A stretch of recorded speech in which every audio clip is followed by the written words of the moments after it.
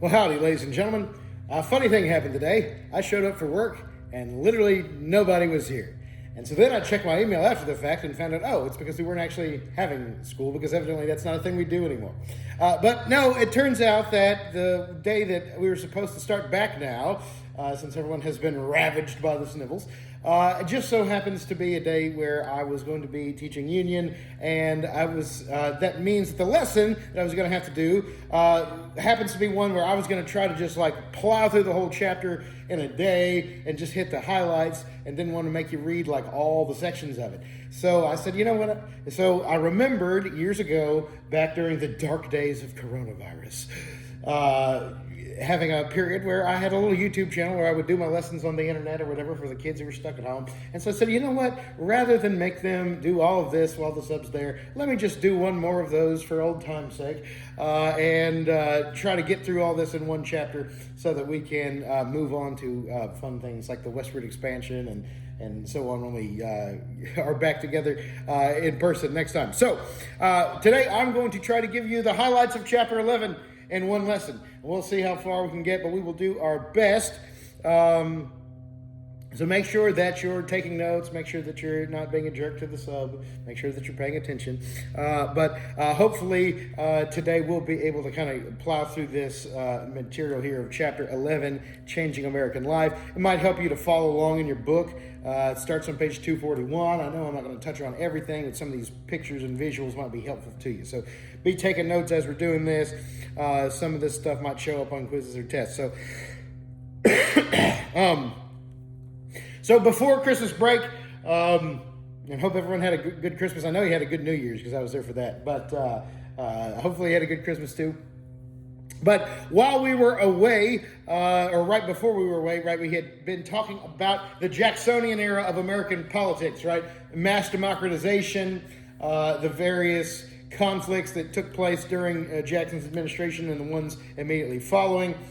We talked about the tragedy of the Indian removal, which is one of our lowest points in our history. We talked about the fight over the national bank, some of the fights over the American system and internal improvements. That's going to come up again in just a moment. Some of the various economic and cultural clashes. Of course, the nullification crisis, where South Carolina nearly starts the Civil War 30 years before it really happens, over a controversial tariff, and the claim that they made that that states had the right to nullify federal laws that they didn't believe in. So all of that was going on, but while this is happening, and we're talking about the political things, there's a lot of non-political changes that are happening in America at an economic level, at a technological level, and we're also even going to talk about at a religious and spiritual level as well, if time permits us. So looking at some of the things that are changing over the first 40 or 50 years of American history. So we're going to zoom out instead of kind of going, we've been going like kind of year by year through the political situations. But now we're going to take a camera zoom out and look at just the general ways things are changing from 1800 to about 1850 or so, maybe even a little later, maybe 1860 in some cases, and kind of look at what are the changes that are happening in American life in the pre-Civil War era. So one of the things, the first section here in your chapter is on transportation and communication. Both of these things make some major changes during this time period. So we'll start with transportation. Keep in mind at this point in time, we're a long way from cars. You know, we're still 100 years away from that. So when we're talking about roads, we're talking about roads that are mainly used for horses and for wagons. People that were traveling deep into the west of the country and so on are coming there on wagon trains. You've got a whole bunch of, and when we say wagon trains, that means wagons coming in waves together.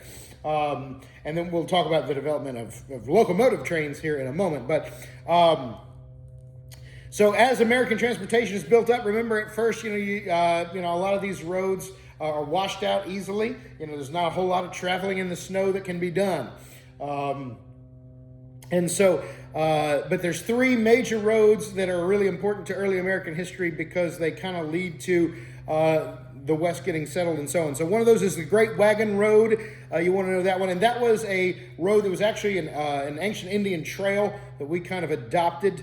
And it ran from around the Philadelphia area down to as far south as Augusta, Georgia, as well as into Virginia and some other places. And this was a road that was heavily traveled by a lot of the German and Scots-Irish immigrants that are coming into the country at this time. Excuse me, drop the cap I was playing with. It serves no value because I'm not going to be writing anything. But gotta have something to do with my hands, you know. So you have all these German and Scots-Irish immigrants who are beginning to populate the backcountry, beginning to populate the Appalachian Mountains. And really one of the reasons why the backcountry, as we called it, or Appalachia, kind of had developed a different culture was it was being settled by largely by different people. A lot of the people that were settling the Appalachians were these Scots-Irish people. That were people that had lived on the border of Scotland and Ireland. They had a particularly distinct culture that was a little different than just mainstream English culture. And when they're coming over here, they tend to settle in the backwoods and kind of create the kind of backwoods culture that we know of. And then you also had German immigrants coming into Pennsylvania at the same time, and both those German and Scots-Irish groups would have used this great wagon road quite a bit in helping to settle what was then kind of known as the backwoods. So then the second one that's really important is the Wilderness Road, and the Wilderness Road was blazed with the help of Daniel Boone, who is a very important person in the settlement of the West. He's very associated with the state of Kentucky. Boonesboro, Kentucky is named after him, and he was a pathfinder who sort of blazed trails, went out into the woods, kind of carved out a road for people to follow. A lot of the route took advantage of the Cumberland Gap, which is a natural passageway through the Cumberland Mountains that had been discovered by a guy named Thomas Walker, 1750. But the Wilderness Road kind of exploited the Cumberland Gap, but it stretched from Boonesboro in east central Kentucky, more than 200 miles from its starting point. And it was later lengthened to reach what's now Louisville, Kentucky. And then the third one that was really important was the National Road, which stretched from Cumberland, also known as the Cumberland Road. That stretched from Cumberland, Maryland to Wheeling, Virginia, now West Virginia. That was a rather expensive build, but those three roads were really important. I believe most of those were dirt roads, but there were a couple new types of road that were sort of introduced during this time. So in cities, they started to build a lot of roads made out of cobblestones or bricks, they thought that would the purpose of doing that was to be more passable during bad weather. This is really important in these northern cities where it snows all winter. From 1845 to 55, outside of the cities, you start seeing a lot of what they call plank roads, which is where they would take planks of wood and lay them one by another. There was a plank road in my hometown growing up that used to be one of these back in the day. But the plank road is basically just laying down boards. And then you also had what they call corduroy roads, which were basically whole logs, where they just laid logs next to each other. And you can imagine that'd be a pretty bumpy ride to be riding horses and wagons over one of these corduroy roads. And it's like every bump is another log. And then eventually the English invent something called a macadam road, which used crushed stone put into road beds. They were kind of a stone, kind of a crushed stone road, and they started to become popular in parts of America at a certain time as well, especially an American named Eli Whitney Blake ends up inventing what they call a mechanical stone crusher, makes those a little more common. Some private companies created a type of road called a turnpike, and basically a turnpike is a pay road. So turnpikes were basically created and funded by private companies for the purpose of making a profit off of charging people tolls to drive on them. And so to this day, if you see that a road is called something turnpike, expect that you're going to pay a toll to drive on it. All right, so in addition to changes with the roads, you also had changes with waterways as well. In particular, people had a great difficulty traveling these rivers and making it upstream.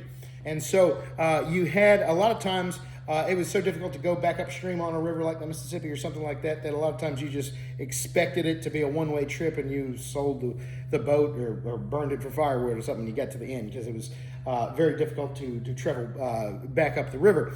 And so that begins to change with the invention of the steamboat. There's some predecessors to this in the 1790s, but the guy who really gets the steamboat era rocking is a guy by the name of Robert Fulton. He launches a vessel called the Clermont in 1807. And it traveled from New York City to Albany in 33 hours. That's a 150-mile trip. That would have been a 4-day journey before the steamboat. And he gets it done in not quite a day and a half. Excuse me. So,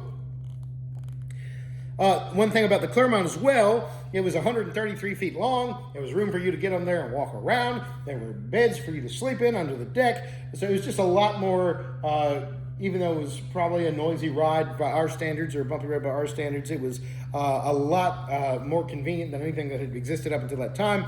And the steamboat uses the power of steam to push the boat when the winds aren't doing it naturally. So with the steamboat, you could always go back and forth. It didn't matter if you were traveling upstream or downstream, because it had its own power source in the steam. So Robert Fulton really helps bring us into the steamboat era. And so they become a major part of our transportation system. And that increased the amount of settlers who were no longer cut off from the outside world. It used to be if you went out into the West, you were pretty isolated from things that were happening back east. And that begins to shift in the day of the steamboat. And so a lot of cities start springing up along steamboat routes. St. Louis, Cincinnati, Pittsburgh, these are all cities that exist where they are partly due to the influence of the steamboat. Another major thing that's happening is the building of canals. So canals are basically man-made waterways, basically, that connect bodies of water. And so the most important, and they usually keep the water level consistent through a system of locks, which are water compartments that can be opened and shut, a system of locks, and a system of dams. And so they use these locks and dams to kind of create easily passable waterways. And the most famous of these was known as the Erie Canal. And so the Erie Canal took years and years to build. I believe it was completed in 1825 after being begun in 1817, and it connected Lake Erie at Buffalo, New York, with the Hudson River at Albany, New York. It was 363 miles long, and one of the important things with the Erie Canal is that it really linked the Northeast with what we call the Great Lakes of the Midwest. So this kind of helps the development of these Great Lakes cities that begin to emerge over time. It was also very helpful for the development of the state of New York, becoming what it really became as a major economic power. And so eventually we had a water highway network of over 3,300 miles. But these canals were expensive to build and maintain. And they also had to deal with freezing in the winter. The cost of the Erie Canal was $7 million in 1810s money. So it was quite the construction project. Excuse me.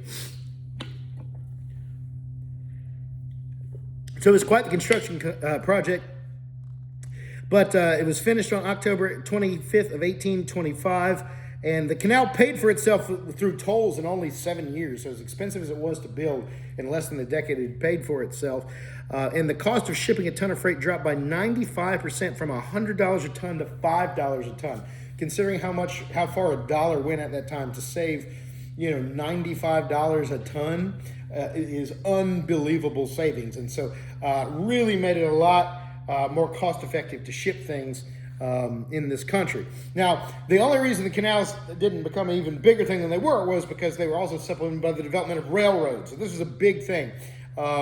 The railroads began to show up during this time. I believe that they were first invented in England, if I recall correctly, but we're beginning to have the growth of rail in the United States. The first steam-powered passenger locomotive in this country was called the Tom Thumb, after which is named after a figure from folklore. It was designed by a fellow by the name of Peter Cooper in 1830. Their book on 246 has an interesting trivia fact that Peter Cooper also invented Jell-O, so way to invent bring America to the railroad age and invent Jell-O. Who knew?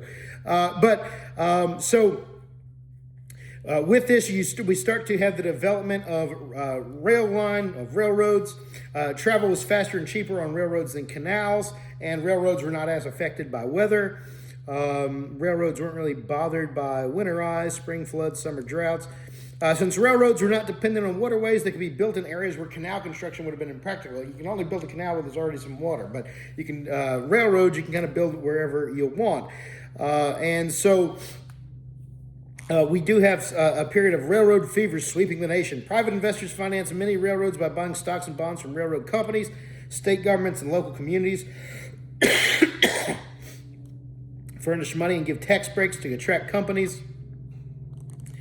The federal government bought stock in the railroads and gave companies grants of land. Now, we'll see throughout the 19th century, anytime the government gets involved in business, this is just in general, it creates lots of opportunities for corruption, because all of a sudden if the government starts throwing a lot of money into a field, well, who's going to get that government money? Probably the company that can play political games a little better than the other. And we see this even in the 1800s. We see this with the railroads, and the railroads are the focus of a lot of corruption, especially later on when we get into the period of time they call the Gilded Age, which is the period like after the Civil War and Reconstruction. But even before that, you do have a lot of bribery and shenanigans going on with people trying to get a piece of railroad subsidies and so on. Now, we'll see this getting ahead of ourselves a little bit, but we'll see the railroad will kind of start to even help set the Civil War up a little bit, because the Missouri Compromise is kind of going to be discarded due to the popular sovereignty views of an Illinois senator named Stephen Douglas, who was very much motivated by his desire to have a great transcontinental railroad run through Illinois. And so that position, there's going to be political things connected with that's going to cause him to push ideas that kind of move away from the Missouri Compromise, and it kind of helps sets up some of the Civil War. We'll get to that soon enough. Should have already covered it, though. Things are how they are. But so more than 2/3 of the total track mileage happens in the North and West. And when we do get to the Civil War, that's going to have been a tremendous advantage for the North during that conflict, because the vast majority of the railway strength is up north. And so that puts the Confederates at a major disadvantage in the Civil War. The reason why the South didn't build as many railroads, they're just more focused on agricultural concerns, which granted, you still have to carry things to market, but the North definitely took the lead on railways. All right, so in addition to transportation, you also have communication, where the Postal Service is developing over this time. There's a period, though, where you have the question of getting news to the farther west. And so there's a very brief period. It only lasts about a year and a half over the course of 1860 and 1861 before widespread adoption of the telegraph makes it irrelevant. But for a brief but glorious instant, you had a service that was known as the Pony Express. And it has kind of a little, even though it was short-lived, it kind of has a place in American folklore. And so the Pony Express was a route that began on April 3rd of 1860 with riders carrying mail on horseback from St. Joseph, Missouri to Sacramento, California, which had come into the Union by then. And that trip took 8 to 10 days. They would ride really hard for about 75 miles. They would turn the mail over to other riders. And so it was like a relay system. You would get the mail. You would ride as hard as you could to the next relay checkpoint. You'd swap your horse out for a new horse who's a fresh horse, give the mail to somebody else. You'd go back to your route. And so they would kind of have this system of swapping packages and horses, every 70 miles or whatever it was. And you could really get mail across the country relatively fast for the time period, due to their very incredible efforts here.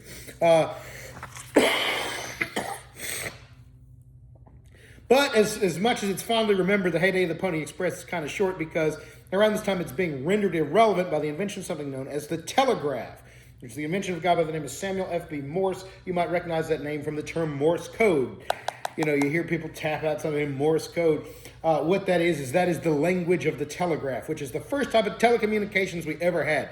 We never get to the telephone, to radio, to the internet, any of that without first learning the process of the telegraph. And so the telegraph was actually trying to solve a problem with the railroad traffic, because what happens back then, you didn't have different lanes of railroad traffic. So if one train was heading north and one train was heading south, at some point, if nobody stopped, they would hit each other because they didn't have different lanes.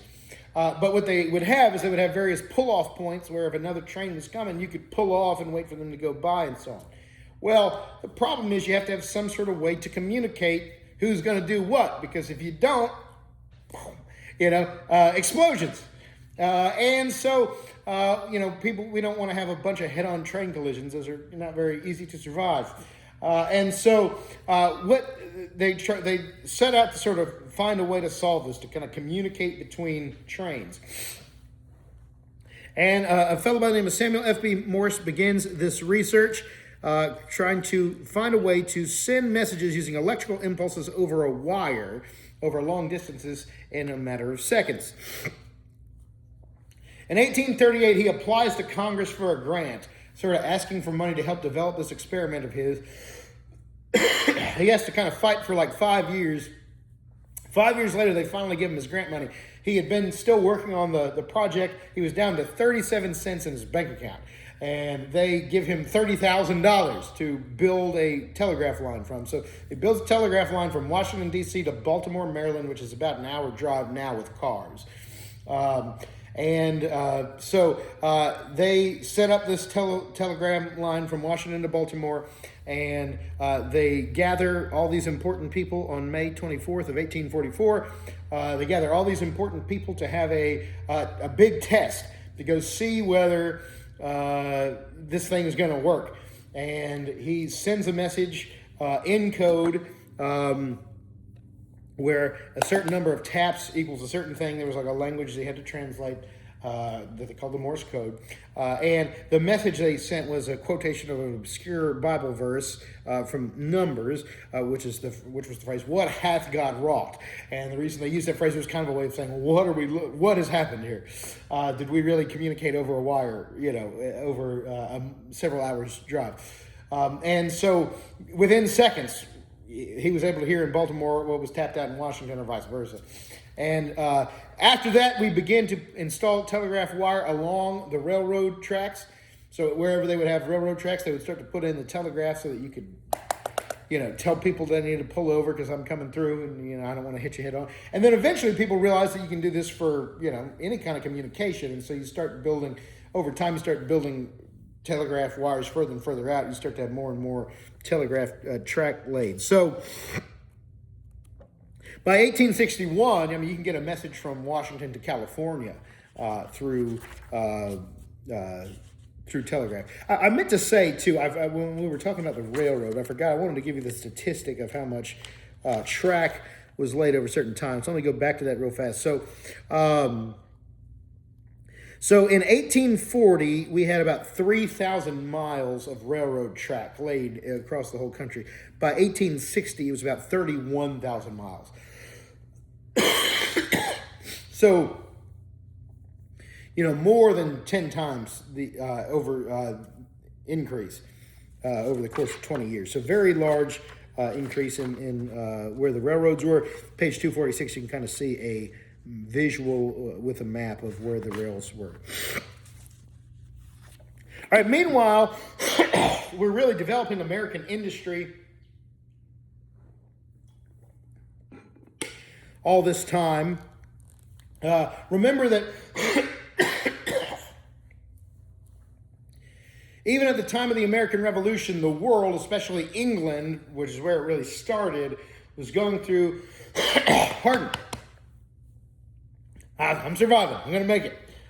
was going through this period that they know as the Industrial Revolution. It's basically the moment in time where the economy begins to transition from being a predominantly agricultural method of existence to a predominantly industrial method of existence, things being created in factories and mass-produced with industrial technology. And so the Industrial Revolution doesn't come to America like immediately, but it slowly begins to make its way over here. And in fact, once we get in on it, we really push things forward. And we already talked about what we did with canals and steamboats and all that stuff, and the railways and all that. That's connected with this as well. America's going to end up being like the leading country in the world for invention in the 1800s. So once we get in on the game with the English, we meet them and even pass them at a certain point in time in terms of innovation. Where the Industrial Revolution really begins to get started in America is with a guy by the name of Samuel Slater. Samuel Slater was an Englishman who worked in English textile mills. And this is really where the Industrial Revolution began in England, was sort of mechanized textile. Textiles just means clothes. It's a textile factory is basically where you make, shirts, clothes, pants, things of that nature. And Samuel Slater had figured out, he was a pretty genius dude, and he had figured out basically how to run every machine in the whole English textile mill. He learned every piece of it. And England actually really wanted to keep this industrial knowledge to themselves, and so they didn't let people who knew this kind of information out of the country. Samuel Slater literally sneaks out of the country, in disguise. Because he saw the opportunity of sort of bringing this to America and in a land where there's more property rights, so and bring this sort of trade to American soil. So he basically memorizes the layout of all these machines and everything, comes over here, begins to work in a factory, sees that things are not up to snuff, and then begins to replicate everything that he had memorized over in England, starts his own mills, shows people, the designs of the machines. And so Slater operates a factory by hiring children as young as 7 years old. Can you imagine if we just went and got all the kids out of the second grade classroom? It's like, here, let's throw them into the factory and get them to work making shirts. And at the time, nobody really thought that was very strange, because people worked from a pretty young age as kids. But that's because most people are working on the farm, so you're doing, it's not that dissimilar from doing chores. It's like you're working outdoors, your parents are supervising, that's kind of what everybody did. But now all of a sudden you're getting kids to instead be inside in these dungy factories, working for chump change. And eventually people start to be like, Maybe we shouldn't do this with 7-year-olds. I don't know. It takes a little while, though. It was a radical thought.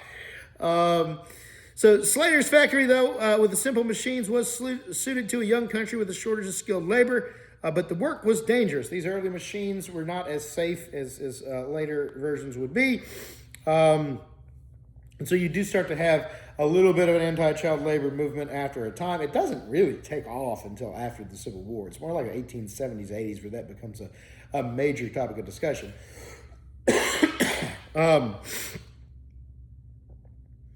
So the factory system begins to grow in New England. And if you remember when we talked about the Washington era, Alexander Hamilton is kind of the one who saw this happening.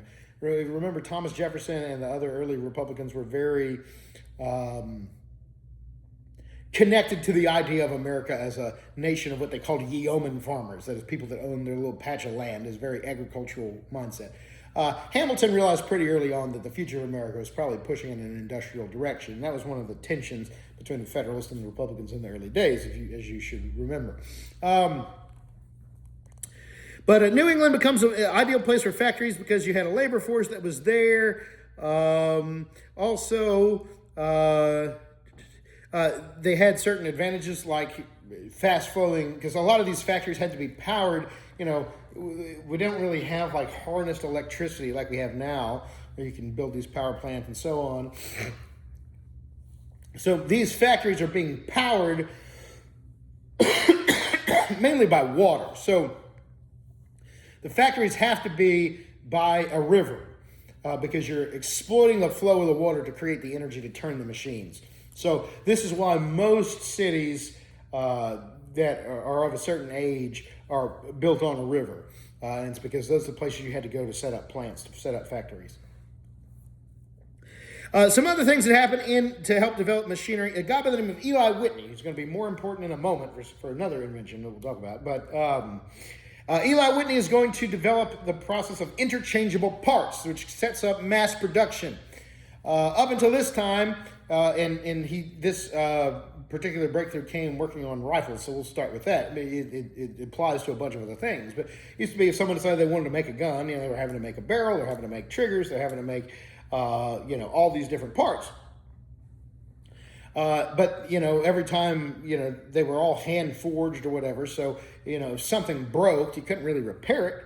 And then also, every time you made one, you had to kind of start from scratch.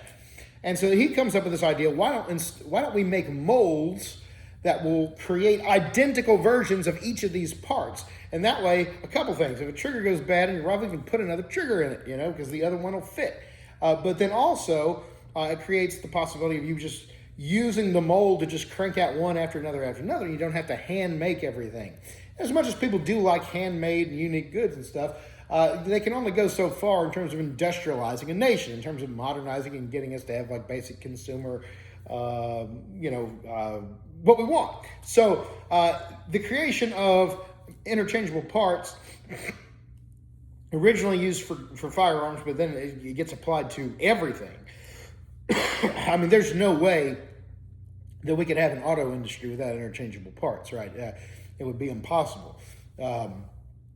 It's a frustrating thing when your car takes a rare part that most people don't use. If you ever had I guess y'all haven't had cars yet because y'all can't drive. But if you ever do have a car where it takes some rare part to replace something, it's a really frustrating thing. And so nowadays, if something goes wrong with one piece of your car, hey, something's wrong with your carburetor, you just buy a new carburetor. You don't have to replace the entire vehicle. And so the entire, whether it's airplanes, car, none of that stuff could have ever been invented if we hadn't invented this sort of path towards mass production. Of course, Henry Ford's going to really get assembly line mass production rolling in the early 20th century, the 1900s. But this is an essential step in that process. You also have the invention of the mechanical sewing machine. Isaac Singer and Elias Howe were involved in creating two different models of that. And not only did they do that at an industrial scale, but eventually, that comes to become a household item. And, it's a lot easier for women to sew with a mechanical sewing machine than having to do it all by hand. Page 252, results of the rise of industry. So industrialization is impacting, the lives of nearly all Americans. New inventions make work easier. People are starting to move to the cities. So this is helping the growth of cities, the process of what they call urbanization. Money earned in factories enabled some to enjoy a higher standard of living. A lot of towns and cities grow up around factories that in turn grow up around rivers. But there were some negative things. One is workers typically labored 6 days a week for a total of more than 70 hours. So for comparison, if you work 9 to 5 days a week, that's a 40-hour work week. They were working almost double that. It was hard work. And wages were not very good. These early factories, man, they are paying them some crapola wages, man. I can't believe that people even took the deal on some of these things. Obviously, they thought it was helpful or they wouldn't have done it. So obviously, they thought that it was, a better way to make money than whatever they had before, or they wouldn't have taken the deal. But a lot of times by the 1850s, common laborers and factory workers reached a new high of $6 a week, which, according to the sidebar in your book, $1 back then is about $20 now, which is a lot, but still $6 a week times 20, that didn't get you very far. So it was not a very well-paying experience, these early factories. Also, factories were stuffy, cramped, and noisy. Machines didn't have safety devices, so they caused a lot of injuries. At the time, they didn't even have workman's comp or anything like that. So if you got injured by a machine, you were just out of work. Working families were often squeezed into one-room apartments as the urban population more than doubled between 1820 to 1860. So over a 40-year period, the percentage of Americans that lived in cities instead of small town situations doubled. All of these children who work couldn't go to school, so you're getting fewer people educated. It does seem that, based off of reading letters that people wrote at the time, and so it seems like the people who did learn to read and write better than a lot of people do today. But you did have fewer people, being put into school. So by the 1860s, there's starting to be some controversy because people are looking at some of these factory owners and saying it's, we've kind of put emphasis too much on profits and not enough on treating people okay. And so one of the solutions to this is the rise of the labor union movement. Now, nowadays, the labor union movement, I'm critical of where it's gone in the modern day because nowadays it's fighting for a lot of inefficiencies that are unnecessary. But it was absolutely important back in those days when you had the kind of conditions that these people were facing. And the idea behind the labor union is if everyone inside of the factory or whoever agrees to kind of work as one, if one person complains about the situation and they get fired, okay, there's other people who will take the job. But if everyone is saying we'll quit, you may not be able to replace everyone. And so there's this idea of kind of working as a collective to kind of bargain with the bosses to get better conditions. So that was the charitable view of what a labor union was supposed to be. Now, over time, the reality is a lot of these labor unions got infiltrated by communists, by the mafia, by all kinds of things over the course of history. And so that someone was in a labor union doesn't automatically make them a hero. In fact, a lot of times they were taking nonsensical or selfish positions for themselves. But at the context in which labor unions emerged, you would have been glad for them to show up because they started advocating for things like the 40-hour week, which turns into the 9 to 5.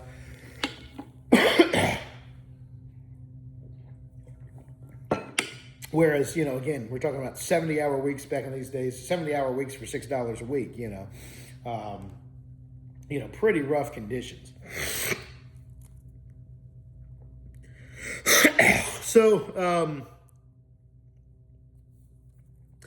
we also have some changes in agriculture here. And so there's three major agricultural inventors that kind of changed the agricultural landscape. So one of them is John Deere, who is still a very recognizable brand name.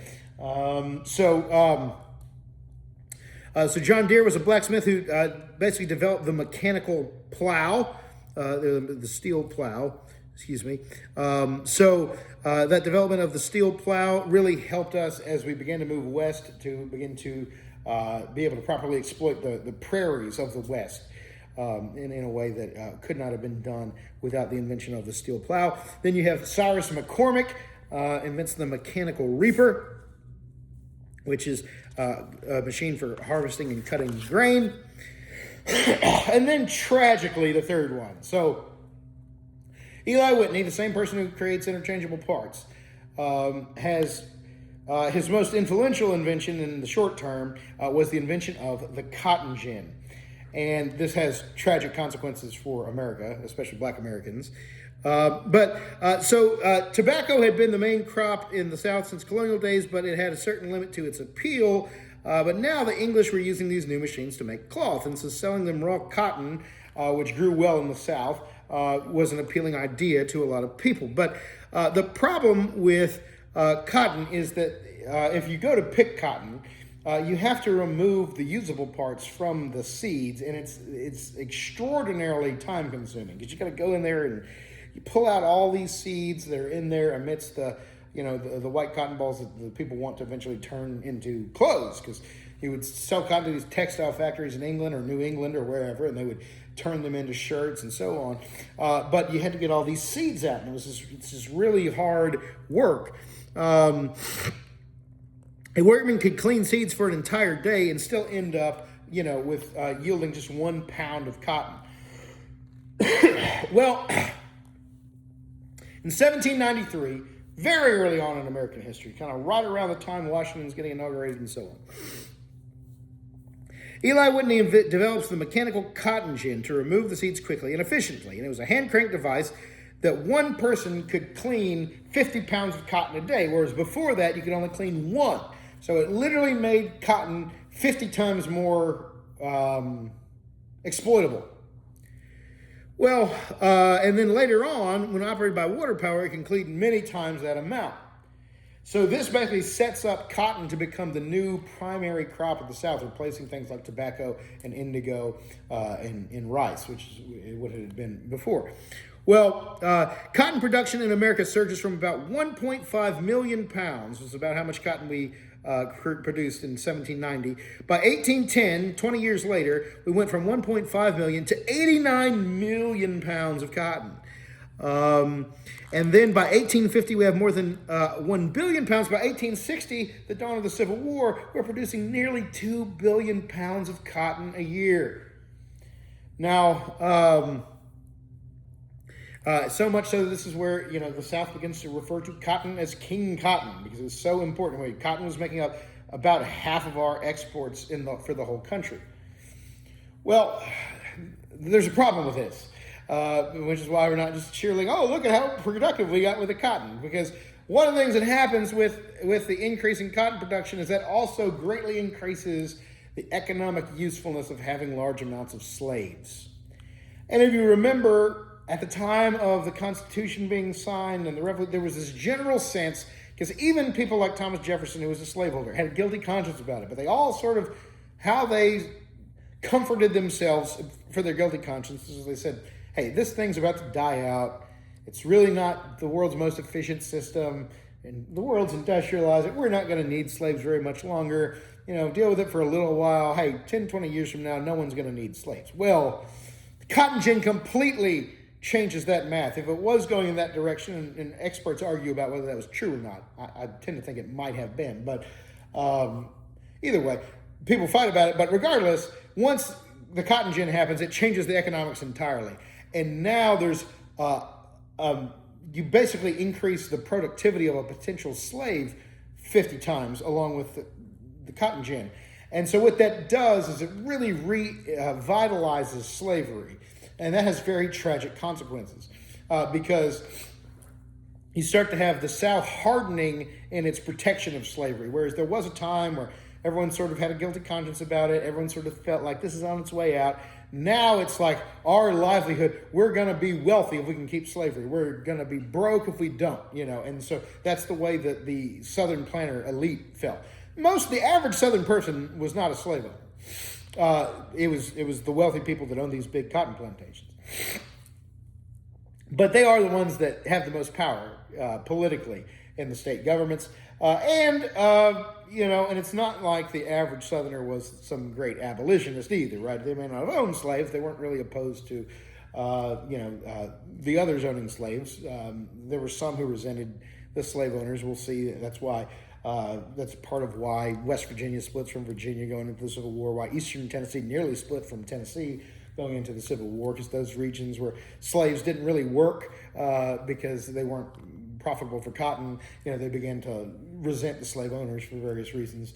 So there was some of that, but for the most part, a lot of people were like, well, maybe one day I could make it enough to have a slave or two of my own one day. But for the most part, that's kind of what people's mentality was. People really become very defensive of slavery, increasingly so as the abolition movement begins to grow in the North, which we'll talk about that at the end of the day if time permits. It looks like it might not. We'll see. But now there is a mass increase in the amount of people enslaved, even though they shut down the international slave trade in 1808. But the chattel slavery system, which is where slaves are basically treated as though they were cattle, as horrendous as that is to say, that's what their legal status was. Because of that, if you were a slave, any child that you had was born into slavery, so the slave population grows through reproduction, and there's also begins to be an internal slave trade where people from the kind of tobacco South, like Virginia and North Carolina, a lot of times start trading, what they call trading them down the river, or selling down the river. If you ever hear people use that expression, it comes from this period of time where people in the kind of tobacco South were selling slaves to people in the cotton South, where the slavery was more intense. And that was one of the most horrifying things that could happen to you as an enslaved person in this time period, is to be, in the relative calm of kind of the northern half of the South, and then be sold down into the deep South, where obviously it's crippling heat and mosquito infection and all that, and then being put to work on the cotton plantations, which is very difficult work, and often terrible treatment and so on. But don't think that the North has nothing to do with this either, because remember, where is this cotton going? A lot of it is going to New England textile mills. So not all the Northerners, we're going to talk about the birth of the abolition movement here, but not all of the Northerners are on team abolitionists either, because they're making money from, Southern cotton is being produced and shipped to Northern textile mills, where these factory workers are turning it into clothes. And so the North was involved in this as well. Sea trade, we'll skip most of that. There was the invention of a new ship called the Clipper ship. It was really fast. Page 256, it does talk about opening trade with Asia. Particularly, you had a guy by the name of Commodore Matthew Perry as a naval officer who kind of forcibly opened the Japanese market to American trade. Japan had a policy of deep isolation for a long time, and really did not trade outside of its own kingdom. But Commodore Perry kind of landed a naval boat in the port and fired off some guns and was like, "Hey, trade with us, or else we'll open the borders, or we'll forcibly open the borders."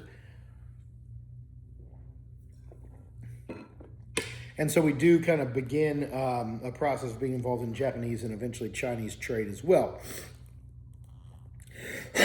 All right, so some social trends at this time. Page 257.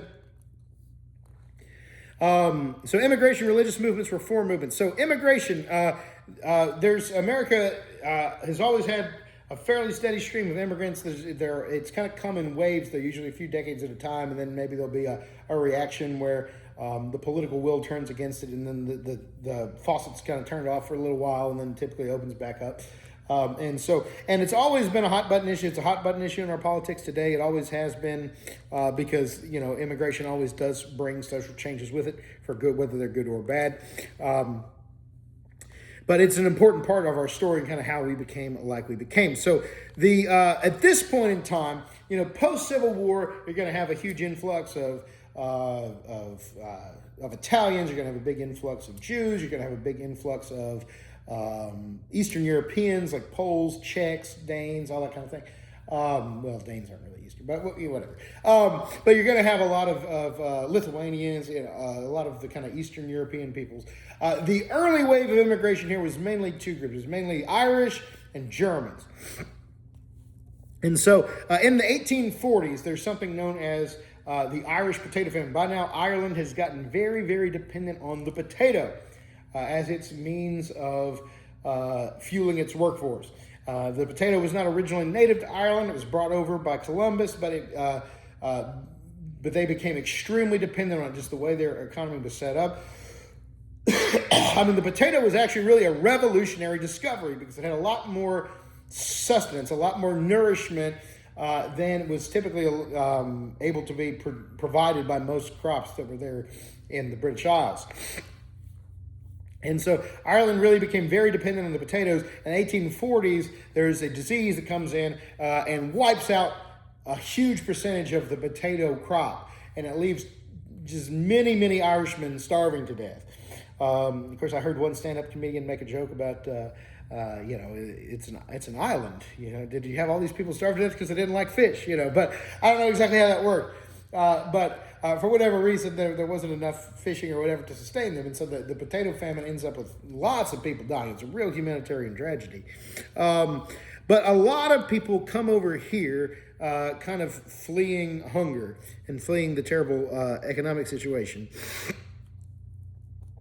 Almost 1.5 million Irishmen arrived in the United States between 1845 and 1860. So you got a 15-year period where 1.5 million people come over from Ireland. That's a decent percentage of the population of that whole country came over here. One thing about the Irish immigration that was different than we had seen with previous groups like the Scots-Irish or whatever, is that they did not really have the economic wherewithal to move once they got here. Every dime they had, they put into getting on the boat over here, and then once they get there, they don't have a lot of budget for continuing to explore on into the land and finding farmland and going west and so on. So what happens is they tend to coalesce around the cities they arrived at, which were port cities like New York City and Boston. And so a lot of these big northeastern cities get to have massive waves of Irish population. To the point that when you think of the city of Boston, now you mainly think of Irishmen as the first thing that comes into your mind usually, right?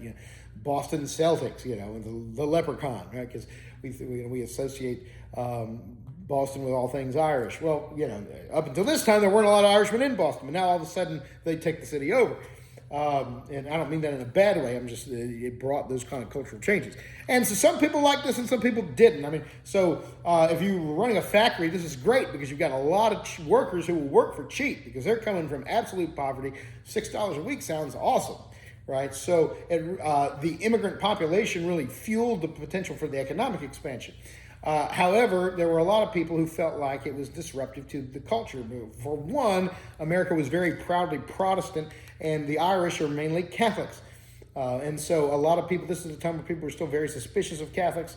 We're not terribly far removed in time from moments of religious warfare. Nowadays there's so few real Christians that if you meet a good, faithful Catholic, you kind of feel like, okay, he's one of us, even though he's got some weird things. But that's kind of not how Christians thought in the 1860s. They still, if they were Protestant or Catholic, they still kind of thought that the other side was, probably going to hell. So they kind of looked at this influx of Catholic population in Catholic churches as being dangerous to the spiritual condition of America. And then they also, some of them just had prejudices against the Irish because they were poor or for various other reasons or didn't like things in their culture. So a lot of businesses would have signs up that would say things like, "No Irish need apply," like basically saying we discriminate against Irish people. Sorry. So if your name is McSomething, don't come in here, right? So the Irish people did have a rough go of it landing here. German immigrants had a little bit easier time. Germans were typically Protestant. A lot of this new wave of German immigration, some of it is inspired by revolutions that were taking place in the German-speaking parts of Europe. So some people came over here because of political concerns. Others just wanted more farmland and stuff like that. The Germans did kind of move further inland. They didn't clump into all the northeastern cities. They moved further into the west. And a lot of times you would start to gravitate toward people that came from the country that you came from. And so, for instance, there was the Scandinavians tended to settle in Minnesota, for instance. And so it's interesting. We're actually seeing a lot of headlines in the news about some of the ramifications of Somalians settling in the same land, recently. And that's caused all kinds of coming off of some pretty wild events in the week that were tragic. But you tend to a lot of times sort of clump around people that also spoke your same original language and that kind of thing. And so some of these Midwestern states start to take on a very Germanic character or a very Scandinavian character. If you were people that came from a lot of times Danish immigrants would kind of live kind of clustered together, or Norwegian immigrants would kind of cluster together. And so you would have little groups of people that could sort of relate to where people were coming from and so on. And so some people hated this from the beginning. Some people welcomed this from the beginning. That's a tension that has been in our politics since day one. All right, so some things are happening to some changes religiously as well. So one thing that is happening is that as democracy is spreading, the idea of democracy also begins to really sort of affect religious life. And it becomes a lot harder for church authorities to just say, believe this because the leadership figure says so.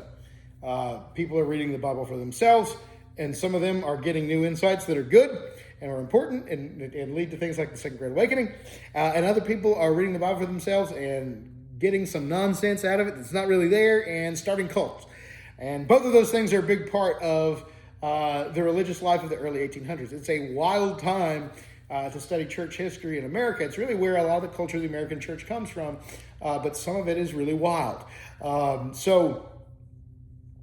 One thing your book talks about is the rise of Unitarianism and Transcendentalism. So Unitarianism was a heresy that denied the Trinity. They believed that they kind of denied that Jesus was God. They acted that Jesus was like a great teacher type of figure and maybe had some kind of special connection with God, but they denied that Jesus actually spoke the earth into existence, created God, was triune, sent the Spirit. I don't even know if they even believed in the Holy Spirit, but they sort of downgraded Jesus. And so Unitarianism began to be kind of considered something of a trend among like the intellectual classes, especially of New England. Now, if you remember, New England in the colonial days was the most fervently religious part of the country. It was founded by Puritans,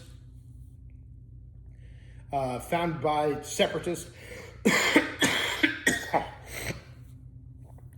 But it's beginning to change in the early 1800s. And in fact, John Adams, the second president from Massachusetts, he actually was part of this trend of Unitarianism. And Unitarianism made real inroads into the state churches of Massachusetts. It's a real problem. Because I don't believe that Unitarianism can be considered Christian in any meaningful sense. If you don't believe that Jesus is God, then you're not a Christian. An outgrowth of Unitarianism is a philosophy known as Transcendentalism. Transcendentalism had a very high view of human nature, didn't believe that sin had affected us in the way that most Christians tend to believe it has. And so they also didn't have a very high focus on the scripture or the spirit. It was sort of this idea of, humans are all right. We can kind of discern right through being one with nature and looking inside ourselves and so on. So some pretty famous poets like Ralph Waldo Emerson and Henry David Thoreau are involved in Transcendentalism, and they support a kind of a movement toward what they call Romanticism, which is a movement in the culture that was sort of away from logic toward feelings. And some of this is the reaction of, we've had 100 years now of everything being very intellectually driven by new political ideas, religious ideas that were driven by looking at taking a high view of reason. And Romanticism is saying, we've gotten too in our heads. We should try to perceive truth through our heart, through our emotions. And in particular, there's a lot of emphasis on bordering on nature worship, but a high view of the importance of nature and so on.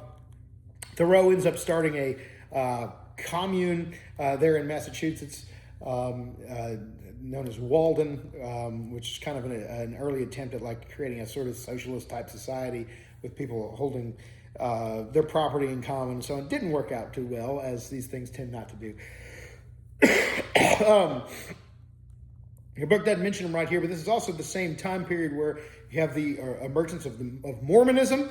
So Joseph Smith was a false prophet that emerged out of New York State, and he had this wild story that an angel had showed up and given him a whole nother testament of the Bible, basically, and ended up with some very, very wild beliefs. If I understand correctly, I believe they think that Jesus and Satan were brothers of some kind. There's this sort of idea of becoming a god in the same way that Jesus is. Just some really strange ideas. But in a whole mythology that involved Jesus coming and witnessing to the Indians in the first century, and kind of believed that, and kind of taught that America was actually a promised land in a very specific way, which obviously kind of appealed to some stuff inside of our ego because we tend to think of ourselves that way. Mormonism, catches some followers. They are persecuted pretty roughly. This is partly due to some practices like polygamy, and the Mormons sort of reintroduced this practice of men marrying several wives, and so Mormons were not thought of especially well, at the time, and so we're actually kind of driven out west, and eventually when you get deeper into the century, into the 1856s, the reason they coalesce so much around the state of Utah is that they're basically run out of the East Coast through persecution. And they end up sort of establishing Utah as kind of a Mormon colony. You also have, there's a Baptist preacher by the name of William Miller decides that Jesus is going to return on a certain day based on his calculations. I want to say it was I want to say maybe it was 1844, maybe it was 38, somewhere in there, I don't know. But somewhere in that time frame, there's literally people that have donned white robes and gone onto the tops of buildings ready for Jesus to catch him in the air, and then it doesn't happen that night, and they've got to figure out what happens, and rather than just admit, hey, we listened to an idiot, which is what they should have done, instead, people started creating rationalizations for why this didn't happen and what really happened that day, and these thought processes ended up creating a couple different groups. One of them was the Seventh-day Adventists, which is a group that really emphasized the idea of only worshiping on Saturdays instead of Sundays and keeping large parts of the Old Testament law. And then also, even more destructive, was a group known as, because I guess Adventist, could be saved, but they add some things. But Jehovah's Witnesses, which was a denial of the divinity of Christ. The Jehovah's Witnesses began to believe that Jesus was not God. And they spun out of they were both responses to the same movement. So you've got a lot of new religious ideas kind of emerging around this time. So if you're, a traditional Christian, you've got some challenges that you're facing. But that's not all negative, right? So those were negative things, but you also have a great outpouring of the Holy Spirit that comes in the middle of all this stuff going on. And this is what we call the Second Great Awakening. We talked about the First Great Awakening happened in colonial days with men like Jonathan Edwards, George Whitefield. John Wesley was a part of a similar movement that was happening in England at the same time. I consider it to be one big awakening across the Atlantic. The Second Great Awakening is a little more specific to America. And there's a couple different layers to it, or waves of it. So there is one thing that happens, and this is a little more the establishment was a little more comfortable with a wave of revival that happened in a lot of the established churches, and especially colleges, particularly Yale, had a great outpouring of the Spirit under the leadership of a man by the name of Timothy Dwight, who was a grandson of Jonathan Edwards. So it was actually really cool to watch. Not only does Edwards steward this great revival, but then his grandson is able to be a part of the same thing. So there's a great turning to the Lord in some of these seminaries, which was important because a lot of those seminaries had gotten infected with Unitarians and Transcendentalists and so on. And so in the middle of all that, there is this great move of the Spirit that's calling people back to the real faith. But more is probably the most important for, I think, the development of culture, of kind of the American church culture that we would understand today, or that we would have grown up in, was what happens in the rise of the camp meeting and what begins to happen in the frontier of America. So when you go out into the frontiers, places like, which at the time were places like Tennessee, places like Kentucky, they didn't really have enough people to have regular churches established everywhere there needed to be. There were not enough ministers going into that land, and so those lands were pretty rough. And there was a county in Kentucky that was known as Rogues Harbor, because everyone's like, this is the place if you're an outlaw. If you come to this county, there's no law. You can live here, kill whoever you want, and show up here, and you'll be safe, And so you had places with a culture like that, and it's kind of it's kind of some very cultural rough patches. And so they began to develop a system, and because this part of the country was very developed by Scots-Irish people, they developed a system that was kind of inspired by some things that had happened in Scotland and in Ireland 100 years before, where they would have basically the first thing that in church history that was like our conferences or like our revival services, where and people would come, a particular church would host the communion, and people would come from multiple churches. They would gather in a city for a weekend or whatever, and they would have these services where they would take communion together, and then they would begin to preach to prepare the people for them, which turns into kind of evangelistic preaching on the first night, and then it turns into everyone else after they've taken communion. They kind of had a type of festival type of thing break out. And so you kind of had something kind of similar to like when we have a revival weekend or something, like a reunion weekend type thing. And so they try to adapt a system like that to some of these places in Kentucky, so people could go long periods of time without having the opportunity to take the Lord's Supper. So they had these communion meetings. The one where it really started was one called the Gasper River, but the most important is what they call the Cane Ridge Revival. And I went with Brad Custer and a few other people to the meeting house where the Cane Ridge Revival happened on a little pilgrimage one time. We had a worship service there. It was actually really cool. But people would come to these sacramental meetings, and they would have 3 or 4 days of preaching and teaching, and multiple churches would get together. Well, there gets to be there gets to be a couple, Gasper River and Red River sacraments, where they would come to have these meetings, and unbelievable things started happening. Dozens of people are getting saved. People that had never felt the presence of God are feeling the presence of God. People are having incredible things happen to them, odd things happening to them physically, we would recognize today as falling out in the spirit and things like that, things they didn't always have language for at the time.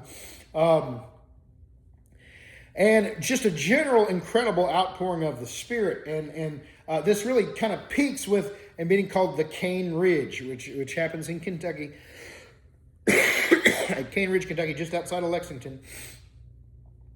And people came, like a quarter of, I don't have the numbers in front of me. I usually am more prepared for this lesson, but it was a sizable percentage of the whole population of the state came. And they had these incredible meetings. There were eyewitnesses there who said that it looked like someone had taken a Gatling gun, which was like the earliest version of the machine gun, and gunned the people down because so many people were falling out under the power of the Spirit. Unbelievable stories.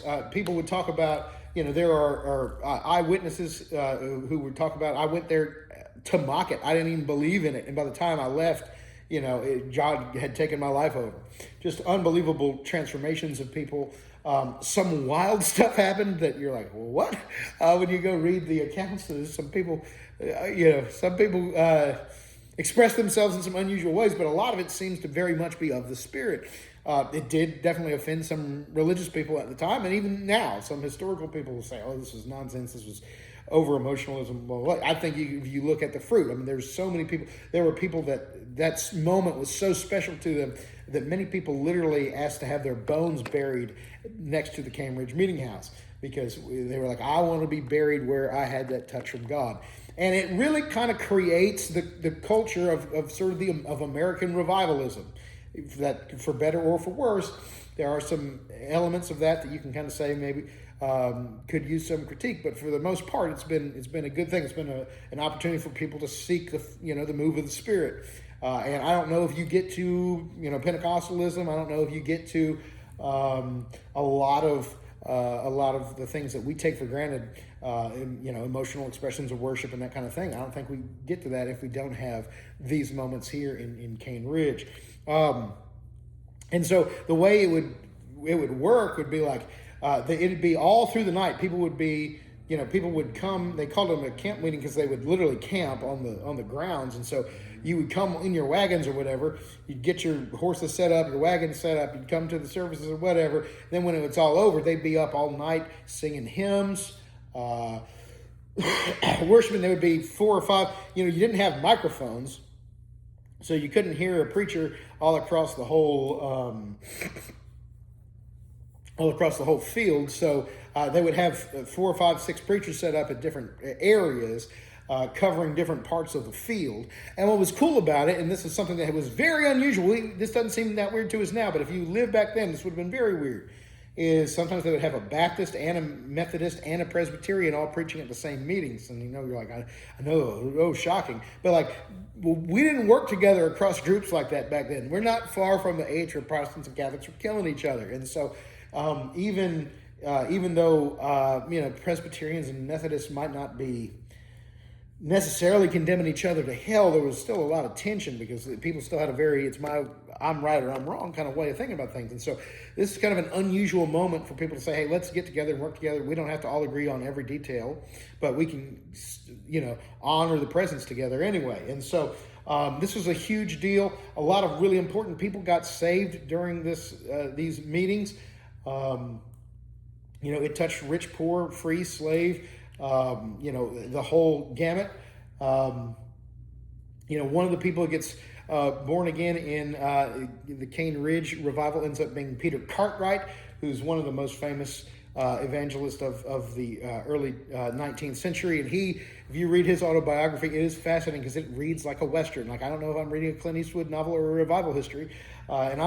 He did some stuff. I'm not saying it's right or wrong. I'm just saying it happened. But there's all these crazy stories of him getting into shootouts and punch-outs with people and then getting up, getting into a fist fight and then standing up and preaching and thousands of people get saved and he gets carried off to jail. I'm like, I don't even know what's happening here. But I'm not saying it should have happened or not. I'm just saying it happened. But wild stories of things that would happen in the ministry of Peter Cartwright. He's someone who, was born again in this kind of Cane Ridge experience. And what followed. And so this kind of goes like wildfire across the country here in 1801, 1802, whatever the exact date was. And then you kind of have another wave of this happens kind of in upstate New York that's connected to the ministry of a man by the name of Charles Finney. You see a picture of him on page 260. I have his autobiography, and if you look at the cover, he is the scariest looking human alive. And I think the plan is you just stare into a picture of his eyes and you're going to be too scared to ever sin again, right? I don't think it works like that. But if anyone could, it was Charles Finney. He had an unusual look at his eye. But Charles Finney traveled across the country, especially the Northeast, especially the state of New York, but across the whole country at different times. But eventually settled in Ohio, where he became a college president at the end of his career. But he traveled across the country just seeing waves of conversions. He actually invents the altar call. The altar call, as we know it, kind of comes from him. But he had this unbelievable experience with the Holy Spirit the day he was born again, that he writes about in ways that are unbelievably powerful to read. But he goes on to just, I'll have more stories for you next time about him because I can see I'm running out of time here. But just unbelievable things happen. There's stories of him walking into factories to visit with someone, and the entire the factory owner is like, Reverend Finney, you've got to stand here and preach because these people have shut down working because they're so concerned for their soul, because like everywhere he would go, there was just such an evangelistic grace on his life that people would just be under conviction wanting to get saved, and he hadn't even preached. He just came in to walk around, tour the place.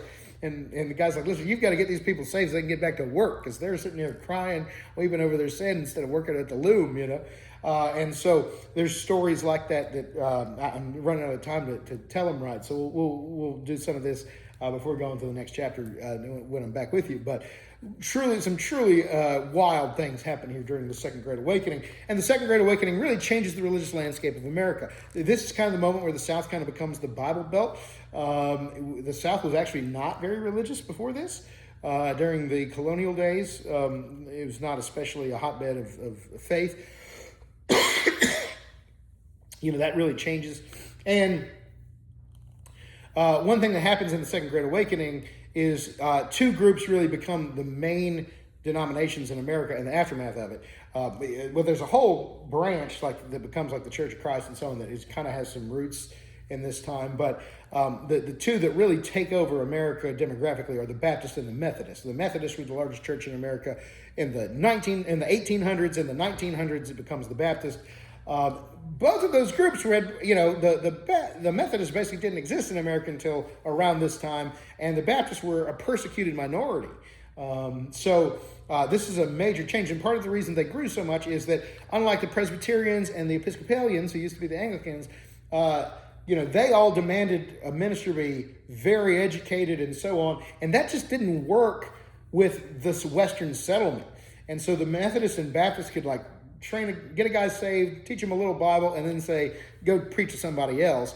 And they weren't always as well educated or prepared But at that time, like, you needed people, you needed numbers of people preaching more than you needed everyone to be perfectly educated at that time, because you have huge swaths of the West where there are no churches, and you've got to build churches from the ground up. And so that kind of really changes church life in America. We're running out of time, so we'll finish this chapter in the first few minutes of the next block. But y'all have yourselves a good one.